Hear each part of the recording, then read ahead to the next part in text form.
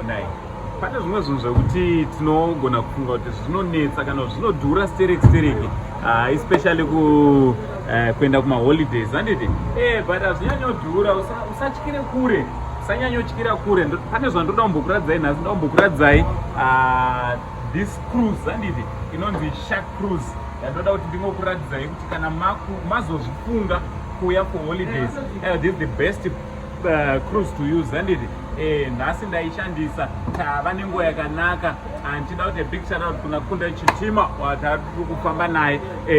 So ndoda kuti ndimbokuratidza. So this is the yachona ndo mamunenge muri muchijamba maspika handiti. You can even mokwanisa kutoita party yenyu muri munomu. You can come as a group mobva matoita party yenyu motendereredzwa mudhemu handiti.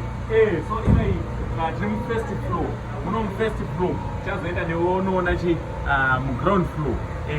So zvazvakaita manje, zvazvakaita mukada kuteka panapa ndo pane pari DJ box, ndo pane pana DJ vedu pavanenge vachidambura mangoma vari. Umo ndo mupiti handiti. Mupiti ndo mune mutyairi wechikepe cheda.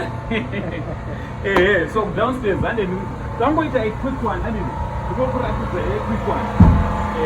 Just a quick one. Ungoona kuti zvinofamba sei. Panapa chimuyadi muyadi uchaona kuti pane matoilets ezvo. Pane 2 matoilets apo paside pane 2 matoilets. Pandori neswitch zvakare handiti. Kana muchidaita zvokugota pane vanoti aivaisa hatiende kusina nyama. No, is fine. Munokwanisa kutogocha nyama yenyu. Pane mabreasts ari apo. You can even fry handiti. Pane mukada kucheka apo pane vandori nekabhaa handiti. Baa mukwanisa kuita restaurant yenyu kafenyu motosedzwawo zvakanaka. Mukada kucheka zvakare some nice seats here munogona kugara. Awo madrums awo omwa muruzoona madrum akagadzirwa kuita masits. Aiwa zvinhu zvachona zvese standard handiti.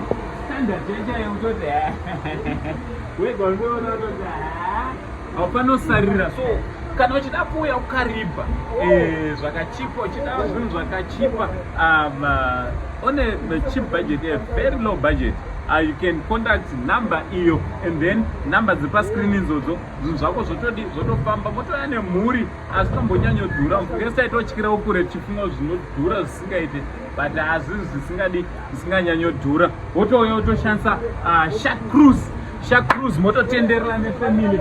Shark Cruise pana paground floor, pamusoro pane vamwe. Inogona kutakura vanhu up to 120. Up to 120 people. So munogona kutoya sechechi yese handiti. Sechechi mukwanisa kutongouya kutrip monamata Mwari wenyu muri mubhoti muchitenderera zvichitofamba zvakanaka. Aiwa nchida kuti thank you very much kune Shark Cruise vawanza vari vanoti Paul Cruise kutinge tiri tinoona kuti zvinofamba sei muKariba Dam. From Uncle saying the only Zim uncle nchita usasarira. Much love.